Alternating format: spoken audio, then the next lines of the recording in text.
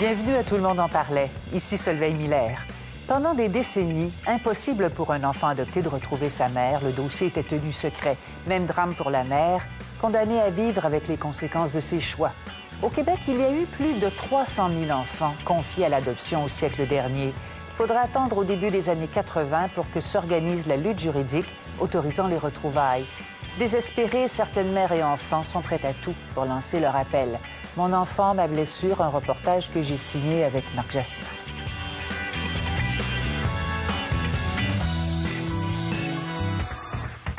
Il faut comprendre qu'un bâtard, dans ce temps-là, c'était pas montrable. Ceux qui cherchent, là, les deux parts, là, se prennent comme ils sont. Pas qu'ils s'idéalisent.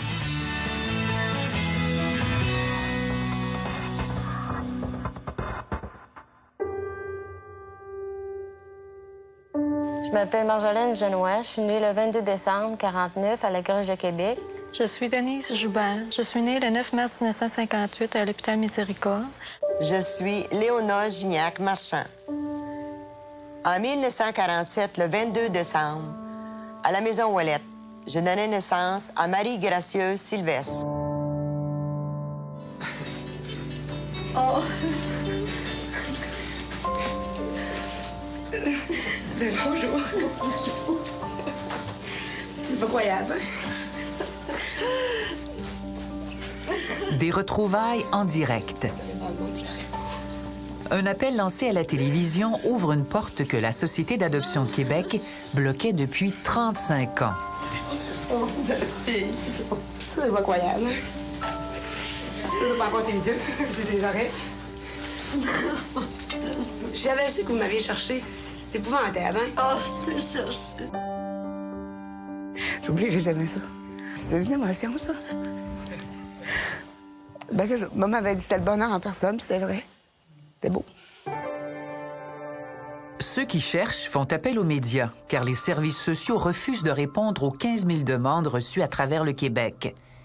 J'appelle un appel secours aux parents qui ont adopté mon Luc de venir en aide à moi.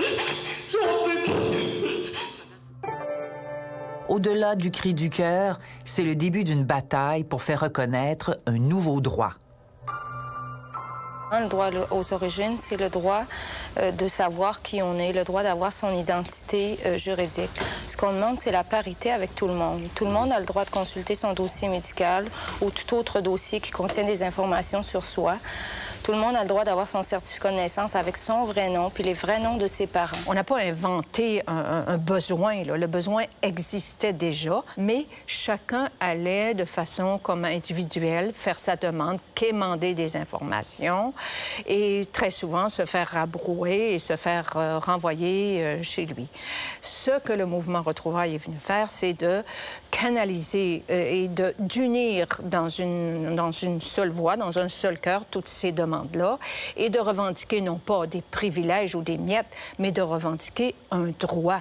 Le droit de connaître son identité, le droit aux origines et le droit de rencontrer ses parents quand c'est possible. À l'époque, les retrouvailles sont possibles uniquement si les deux parties en font la demande.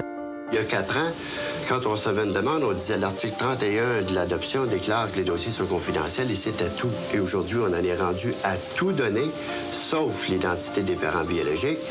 Évidemment, dans les cas où on a les deux demandes, on fait le lien entre les personnes concernées. On a une trentaine de cas à Québec. Car si on doit informer l'autre qu'on le cherche, il y aurait sollicitation. Et ça, la loi sur l'adoption l'interdit. Pauline Guilbeault veut retrouver son fils. Il faut comprendre qu'un bâtard, dans ce temps-là, c'était pas montrable. Donc, il nous avait cachés pendant 8 mois pour pas que la famille soit déshonorée. Est-ce que je serais arrivée avec mon paquet après 9 mois? La logique de tout ça, là, elle se tient.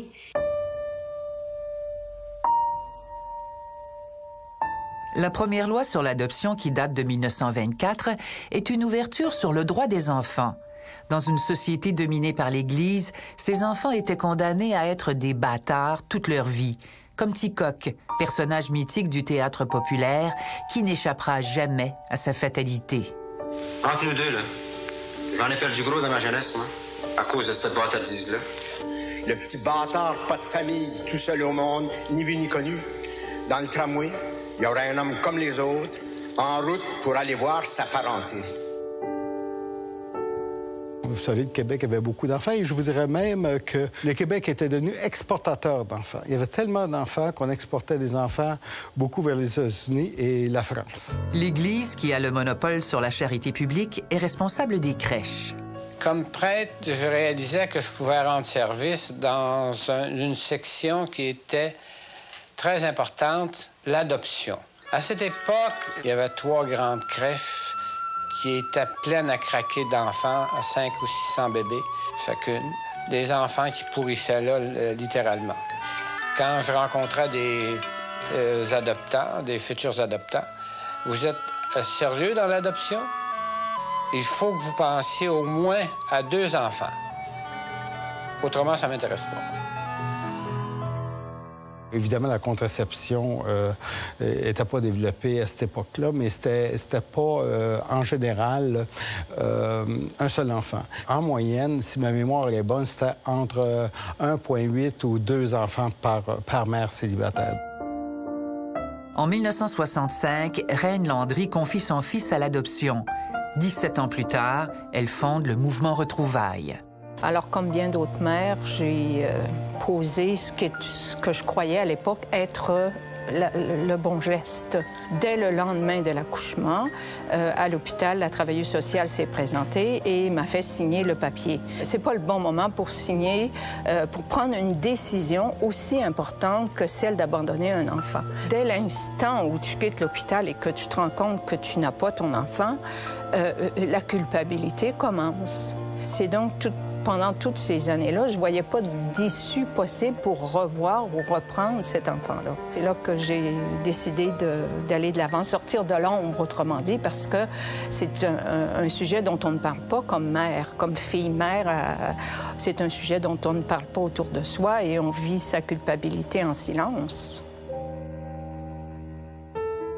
Pour publiciser la fondation du mouvement, le Week-end, un hebdo, publie des avis de retrouvailles, dont un signé par le second fils de Reine.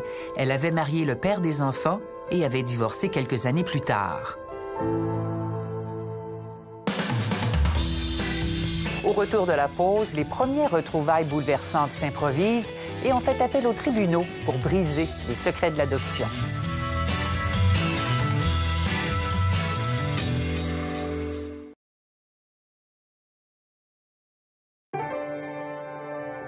La vie de retrouvailles porte fruit, mais bouleverse la famille Jacob de Montréal. Bon, on leur avait suggéré de dire que les parents étaient décédés, comme à bien d'autres parents adoptifs, mais ils savaient très bien que c'était pas la vérité. Ses parents étaient très inquiets. Ils ont parlé longuement durant la journée avec la bénévole qui s'occupait d'organiser la rencontre.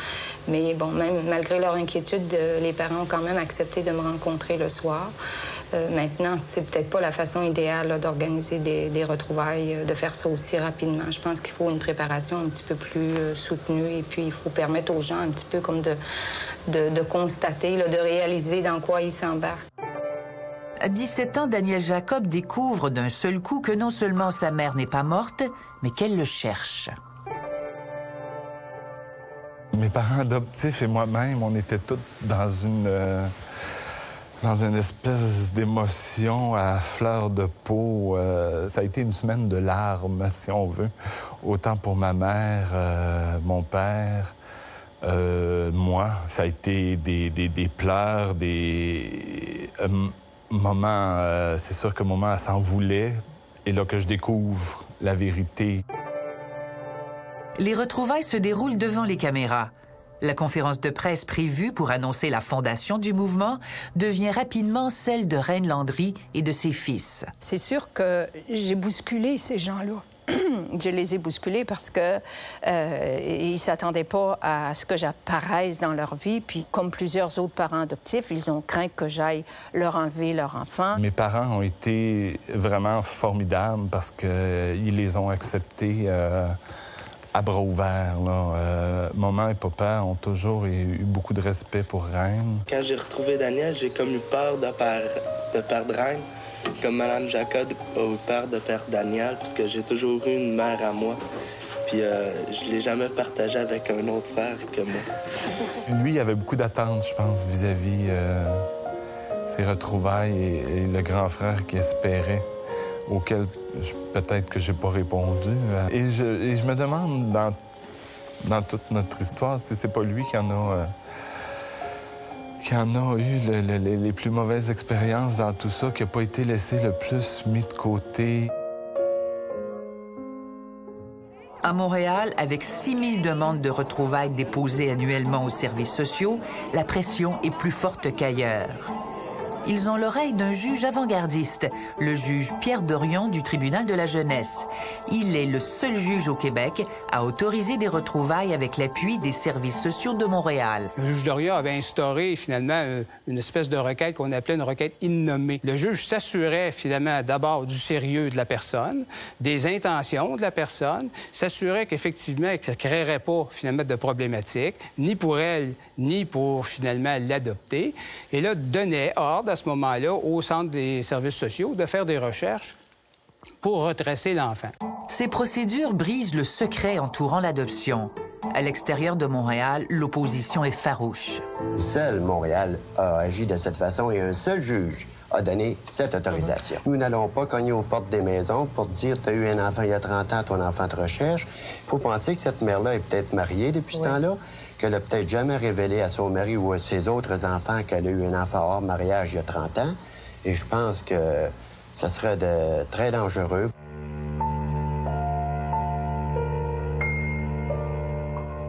Pauline Guilbeault, une autre mère déchirée par l'abandon de son fils, veut avoir accès au dossier d'adoption et prend un moyen extrême.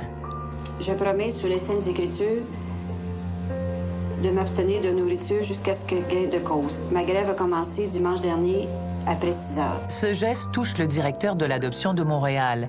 Gilbert Cadieux est aussi le dépositaire de tous les dossiers d'adoption de la région, dont celui de Pauline Guilbeault. Madame Guilbeault avait des périodes où elle était dépressive et j'ai été pendant des semaines où je mettais mon cadran la nuit pour me réveiller, pour l'appeler parce que je savais qu'entre 3h et 4h du matin, c'était la période qui était la plus lourde pour elle. Ce qu'elle me disait, c'était surtout pendant la nuit. Elle pensait effectivement au suicide.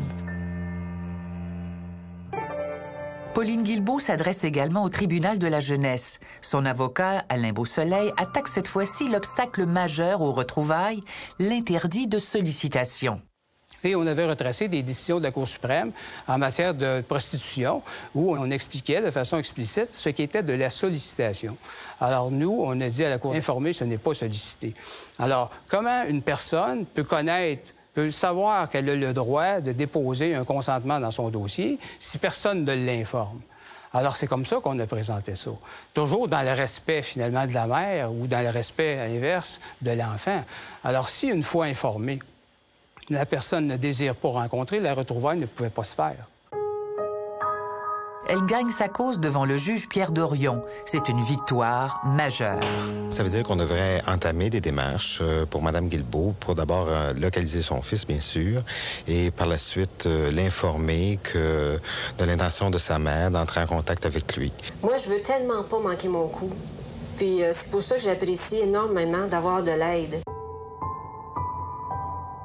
Le Centre jeunesse n'a pas été en mesure de retracer son enfant parce qu'il a été adopté aux États-Unis.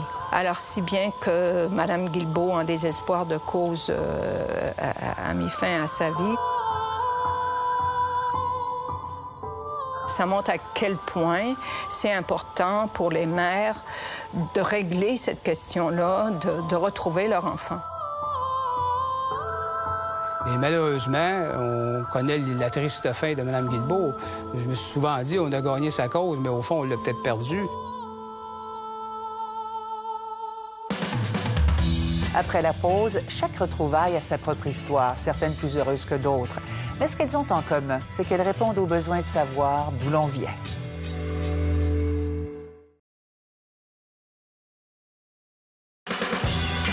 Avec des archives exceptionnelles, nous vous racontons notre petite et grande histoire. Notre adresse, ici, radiocanada.ca/, tout le monde en parlait. C'était un miracle, c'est la plus belle récompense de ma vie.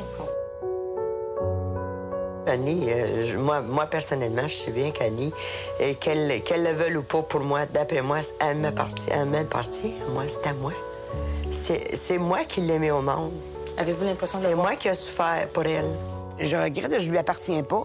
Moi, j'ai des enfants, ils ne m'appartiennent pas. Les étapes ont été brûlées, tu sais. Ça a été trop vite. Annie apprend que ses parents se sont mariés après son adoption, mais finissent par divorcer. Mais quand j'ai décidé d'aller voir la famille de papa, là, maman, elle m'a fermé la porte royalement. Là. Elle a dit, t'as fait ton choix, fille, puis elle m'a pas parlé durant 1 an de temps. Faut que quelqu'un soit là pour nous dire qu'est-ce qui peut se passer. Parce que c'est une étrangère, et puis si j'avais été avertie, moi, que le père aurait pu arriver puis me l'enlever,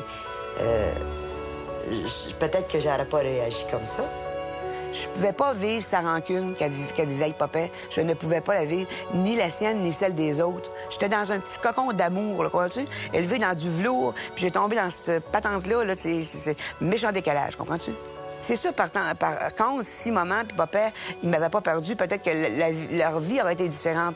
Mais encore là, je le sais pas, parce que il y avait des caractères forts dans cette maison-là.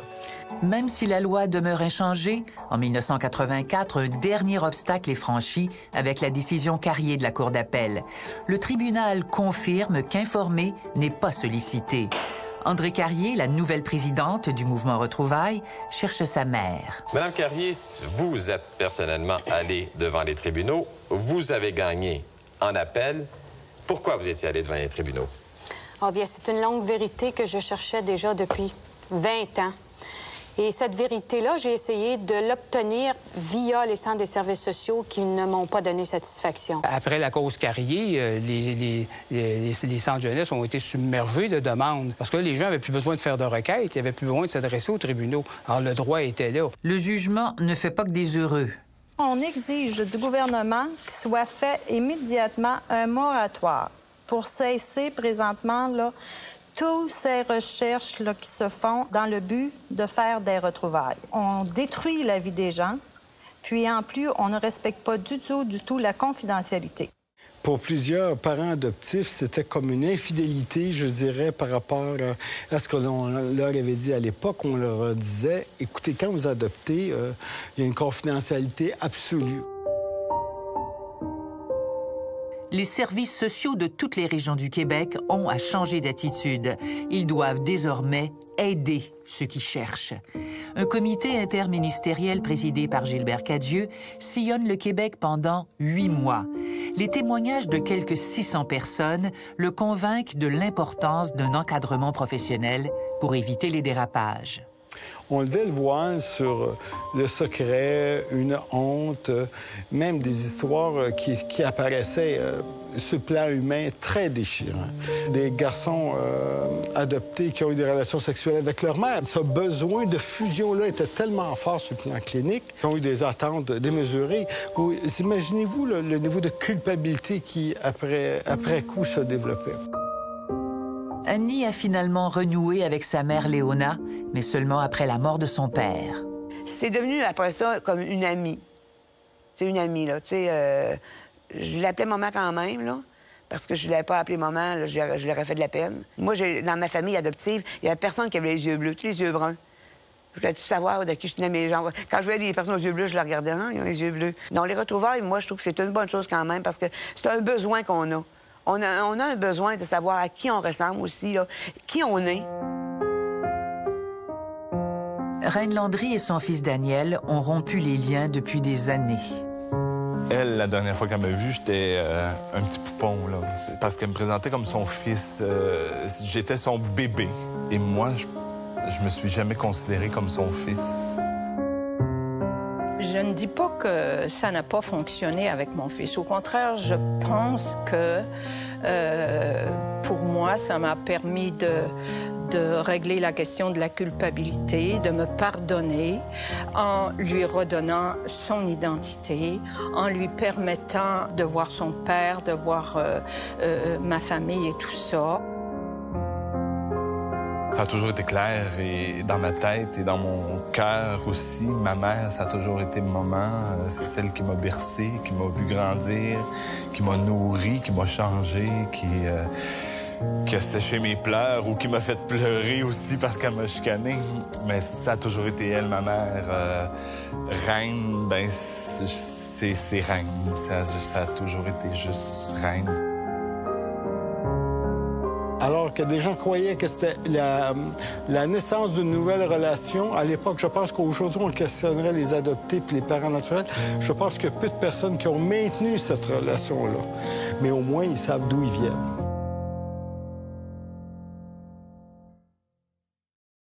Le mouvement Retrouvailles est toujours actif. Il y a encore des dizaines de milliers de personnes en attente. Et là, les obstacles ne sont plus d'ordre légal. Et c'est ce qui fait le plus mal quand une mère ou un enfant refuse tout contact, comme si certains drames devaient rester secrets. Petit garçon à l'école, bon, on chamaille avec d'autres et tout ça.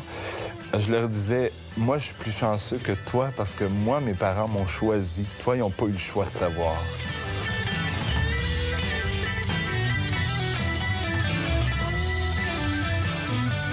J'aurais pas voulu, moi, apprendre à 40 ans ou à 30 ans que j'étais un enfant adopté. Il me semble qu'il y a quelque chose de fondamental là-dedans. Votre famille doit habiter loin sans bon sens, si vous pouvez... Je crois que t'es orphelin.